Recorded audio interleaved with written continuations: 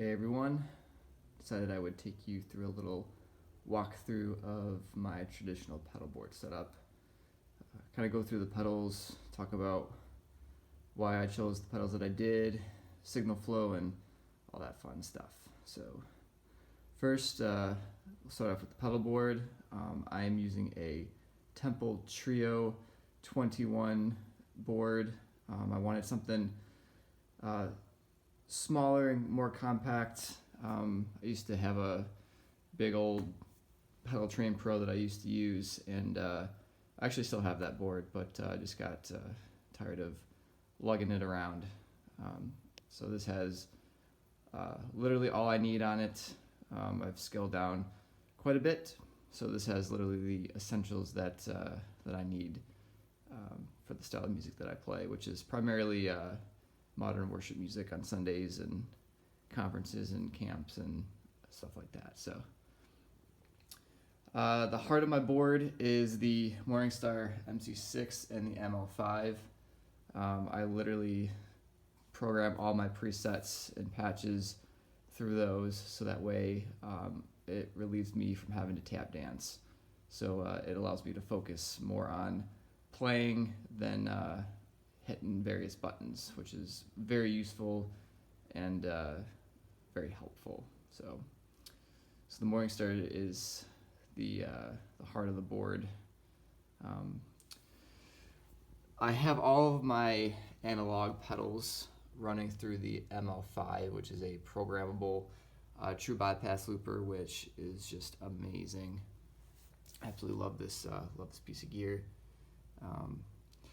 So we'll start at the beginning. I run through a Sonic Research Turbo Tuner Mini ST300. No particular reason. It's just small and compact, and it fits on nicely on my board right in the upper corner there.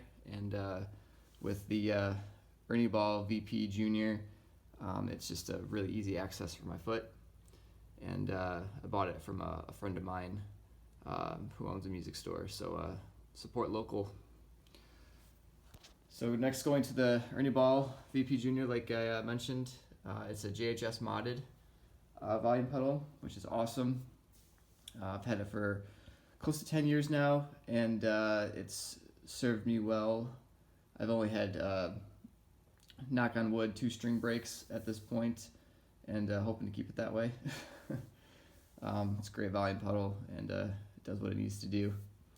For the drive section, I actually recently just updated this. Got the Jackson Audio Prism for my first gain stage. Using this more as an EQ, I feel, than a gain stage, I guess. But I do have it boosting, so I guess I'm using it more as a boost than anything else. Using it on the amp setting on a low setting as well. It just adds that extra sparkle and extra body to my tone. I'm using a matchless Chieftain profile in my Kemper, and the Prism paired with it just serves as a great starting platform for the sounds that I like to use live. So definitely highly recommend the Jackson Audio Prism if you don't already have one. Next would be the JHS version 4 Morning Glory with the red remote switch with it. This pedal has been on my board for a very long time. It's my absolute favorite overdrive pedal on the market. I love the Blues Breaker circuit. It's definitely my favorite circuit. Just like I said, just adds that extra grit that I really need without coloring my tone too much. And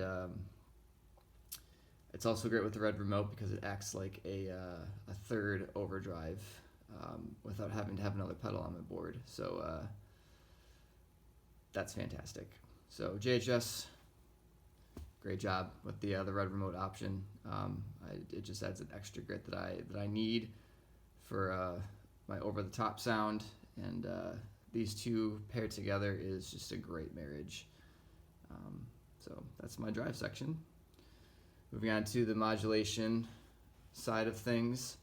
I'm using the TC Electronic Sub and Up pedal, which is a very inexpensive pedal, and awesome options on it too. You've got your standard dry mix, your octave up, octave down, and what's really interesting and cool is the sub 2 knob, which allows you to go down another full octave, which is pretty interesting. I'm not using it right now just because I don't need it, but it's nice to know that it's there just in case I want to turn my guitar into a bass. I can do that. So great pedal. I used the Micropog for a long time, but that was a great pedal too, and I still highly recommend it. But I wanted to try something new, so went with the 7-Up, and I am very pleased with this little guy. Moving on to the turn that guy on right there, to the Walrus Audio. I have a hard time saying that. Julia, for all my chorus and vibrato effects. I love the simplicity of this pedal. I love the chorus and the vibrato. I love blending the two, something I do quite often, and I love that it's got the option for 2 different wavelengths, waveforms I should say. Just a great simple chorus and vibrato pedal. So it's all I need, and it gets the job done and sounds awesome. So what more could you ask for? And then last is, but definitely not least, is the Strymon section, the Timeline, the Big Sky. We all know what these do if you're in the praise and worship world, or just in the gear community. You know what these do and how well they do it. Had these, bought these brand new, and they've been on my board ever since. Absolutely love the sound qualities that both of these produce.